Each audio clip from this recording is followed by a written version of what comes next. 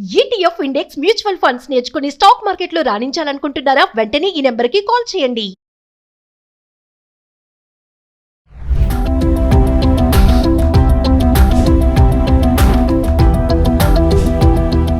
నమస్తే, welcome back to Suman TV. Present మనతో పాటు ఉన్నారు consumers affairs committee chairman Mandari Krishna Reddy garu. నమస్తే సార్. నమస్తే అమ్మ.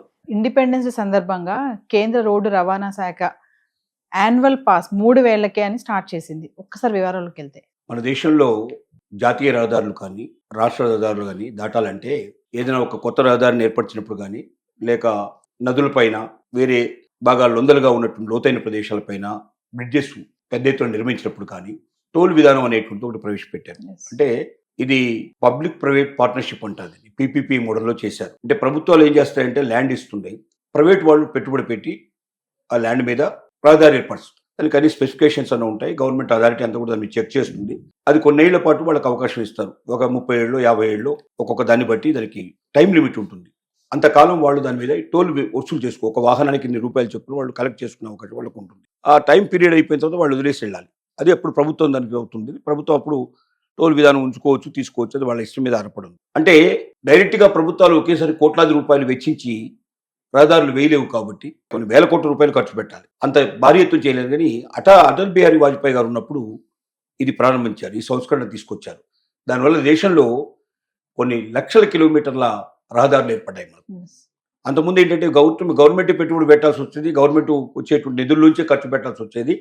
అది ఇంకో మిగతా అన్ని పథకాలకు దాన్ని ఉపయోగించాలి కాబట్టి దీనికి ఎక్కువగా ఖర్చు పెట్టే అవకాశం లేక చాలా వరకు అట్లా పెండింగ్లో పడుతూ ఉండేవి. చాలా తక్కువ మార్గాలు ఉన్నాయి, రోడ్డు మార్గాలు. అంతకుముందు మనకు ప్రైవేట్ పార్ట్నర్షిప్ ఎప్పుడైతే తీసుకొచ్చారో అప్పుడు చాలా విపరీతమైనటువంటి రోడ్లు ఏర్పడ్డాయి, లక్షల కిలోమీటర్లు ఏర్పడ్డాయి. ఎందుకంటే డబ్బంతా కూడా ప్రైవేట్ వాళ్ళు పెడుతున్నారు. వాళ్ళకు వసూలు కూడా వాళ్ళకి చాలా బాగా భారీ ఎత్తున వస్తుంది. ఎందుకంటే ఒక్కొక్క వాహనం నుంచి కలెక్ట్ చేయడం వల్ల రోజు కొన్ని వేల వాహనాలు వస్తాయి కాబట్టి ప్రతిరోజు లక్షల రూపాయలు కలెక్ట్ అయిపోయే అవకాశం. అలాగా త్వరితగతిలోనే వాళ్ళు పెట్టిన పెట్టుబడి వెనక్కి రావడమే కాకుండా 2 3 4 కూడా పెట్టుబడి వచ్చే అవకాశం. ఇక్కడ 30 ఏళ్ళు 33 ఏళ్ల దాకా వసూలు చేస్తారు కాబట్టి మ్యాక్సిమం డబ్బులు దాని మీద వాళ్ళకి వచ్చే అవకాశం ఉంటుంది. అంటే పెట్టిన పెట్టుబడితో ఎన్నో రేట్లు ఎక్కువ అవకాశం ఉంటుంది కాబట్టి వేల కోట్లు పెట్టడానికి సిద్ధపడి ముందుకు వచ్చారు. ఇప్పటిదాకా అది జరుగుతోంది. కానీ చాలా మంది దాన్ని భరించలేని పరిస్థితులు కూడా చాలా మంది ఉన్నారు. సొంతంగా వాహనాలు నడుపుకుంటున్న వాళ్ళు ఉన్నారు. ఏదో ఒక కిరాయి తీసుకుని పోతారు. దాంట్లో కూడా వాడేం చేస్తాడు, ఇంత కిరాయి మించి నేను ఇవ్వనంటాడు. నీకు గవర్నమెంట్ కట్టాల్సిన ఏమున్నాయో నువ్వు కట్టుకో, నాకు సంబంధం లేదు, నేను ఇంతే కిరాయి ఇస్తానంటాడు. అప్పుడు ఏమవుతుంది, ఒక 100 కిలోమీటర్లు మనం వెళ్ళినప్పుడల్లా కనీసం 50 కిలోమీటర్లు ఒక దగ్గర మనకు ఒక ఎంట్రీ ఉన్నట్టయితే, టోల్ ట్యాక్స్ ఉన్నట్టయితే 100 కిలోమీటర్లు 2 సార్లు మనకు మినిమం కట్టాల్సిన డబ్బులు కట్టాల్సి వస్తుంది. అది 50-60 రూపాయల నుంచి మొదలు పెడితే 80 రూపాయలు, సుమారు 50 రూపాయలు స్టార్ట్ చేస్తే 100 రూపాయల దాకా కూడా దాని దూరాన్ని బట్టి 200, 300, 500 కూడా కట్టాల్సిన పరిస్థితి పడుతుంది. అది చిన్న వాహనం అయితే తక్కువ ఉంటుంది, ఇంకా పెద్ద వాహనం అయితే ఇంకా ఎక్కువ ఉంటుంది. ఇలా ఒక ప్రయాణంలో దాదాపు కొన్ని వేల రూపాయలు కూడా ఖర్చు పెట్టేటువంటి వాహనాలు ఉన్నాయి. ఒక వాహనం పూర్తి చేసుకున్న వాహనం పూర్తి చేసుకునేప్పటికీ. ఈ పరిస్థితుల్లో మనకు ఇండిపెండెన్స్ డే 79వ స్వాతంత్ర దినోత్సవం సందర్భంగా ఎర్రకోట మీద నుంచి ప్రధానమంత్రి గారు మనకు మోడీ గారు ఇచ్చినట్టు ఒక మంచి శుభవార్త ఏమిటంటే, కమర్షియల్ వాహనాలు కాకుండా వ్యక్తిగతంగా ఉపయోగించేటువంటి వాహనాలకి 50 రూపాయల బదులుగా 15 రూపాయల వరకు మాత్రమే మీకు ఛార్జీ పడేటట్టుగా టోల్ ట్యాక్స్ విధానాన్ని, ఫాస్టాగ్ విధానాన్ని మార్చారు. ఫాస్టాగ్ అంటారు దీన్ని. ఫాస్టాగ్ అంటే మనం డబ్బు చెల్లించాల్సిన అవసరం లేదు. ఒకసారి మనం ఆన్లైన్లో పేమెంట్ చేసుకొని కరెక్ట్గా ఆ స్లిప్పు కనిపించేటట్టుగా మనం పెట్టేటైతే టోల్ ట్యాక్స్ దగ్గరికి రాగానే ఆ బార్కోడింగ్ సిస్టమ్ లోపల ఇమీడియట్గా అది క్యాచ్ చేస్తుంది. స్కానర్ క్యాచ్ చేసేసి మనకు దారి ఇచ్చేస్తుంది, మనం వెళ్ళిపోతాం. ఇది అందరికీ తెలిసినట్టు విషయమే. అయితే దీంట్లో కొన్ని నియమాలు పెట్టారు, కొన్ని పద్ధతులు పెట్టారు. కమర్షియల్ వాహనాలకి ఇది ఉపయోగించడానికి వీల్లేదు. ఓన్లీ వ్యక్తిగతంగా పర్సనల్గా వాడుకునేటువంటి వాటికి మాత్రమే, యజమాన వాహనాలకు మాత్రమే ఇది ఉపయోగపడుతుంది. రెండోది ఏమిటంటే, నేషనల్ హైవేలో ఏదైతే టోల్ ట్యాక్స్ విధానం ఉందో దానికి మాత్రం ఇది వర్తిస్తుంది. మళ్ళీ స్టేట్ గవర్నమెంట్కి ఇది వర్తించదు. స్టేట్ గవర్నమెంట్ కూడా కొన్ని రోడ్లు వేయిస్తుంది ఇదే పద్ధతిలో, టోల్ ట్యాక్స్ కట్టే పద్ధతిలో. రాష్ట్రంలో ఉండేటువంటి దాన్ని స్టేట్ హైవే అని పిలుస్తారు, దాన్ని నేషనల్ హైవే అని పిలుస్తారు.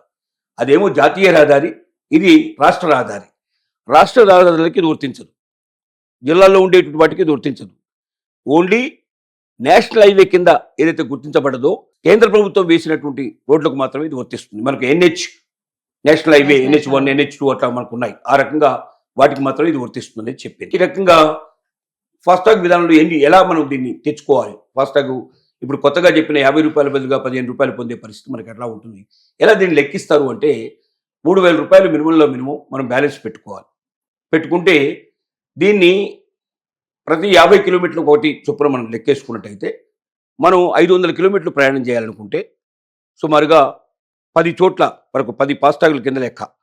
అంటే 50,000 500 రూపాయలు గతంలో కట్టాల్సిన పరిస్థితి ఉండేది. ఇప్పుడు 15,500 75 రూపాయల చొప్పున మనకు మరి 10 చోట్ల కాబట్టి 15 150 రూపాయలతో అయిపోతుంది. అంటే గతంలో 50 × 10 500 బదులుగా ఇప్పుడు 15 × 10 150 రూపాయల లోపల అయిపోతుంది. అంటే 350 రూపాయలు మిగిలే అవకాశం ఉంది.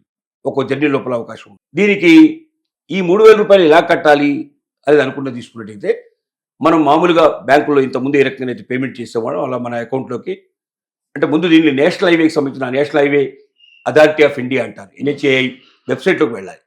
అలాగే దీనికి సంబంధించిన కొన్ని వెబ్సైట్లు కూడా ఉన్నాయి. ఆ వెబ్సైట్లోకి వెళ్ళి అందులో ప్రత్యేకంగా ఫాస్టాగ్ అనే దాంట్లోకి వెళ్ళి దాంట్లోంచి మనం తీసుకొని పాత దాన్ని మనం మార్చాల్సి వస్తుంది. పాత అకౌంట్లోనే మనం 3,000 రూపీస్ క్రెడిట్ చేయాలి యాన్యువల్గా. అంటే ఇంతకుముందు ఏంటంటే బ్యాంక్ అకౌంట్లో డైరెక్ట్గా మనం ఫాస్టాగ్ కోసం డబ్బు కట్టేవాళ్ళం. ఇప్పుడు అలా కాదు, వీళ్ళ వెబ్సైట్లోకి వెళ్ళి మనం చేయాలి. అప్పుడు మాత్రం ఇది వర్తిస్తుంది. దీన్ని ఆల్రెడీ 15 ఆగస్టు నుంచి కూడా అమలు చేశారు దీన్ని.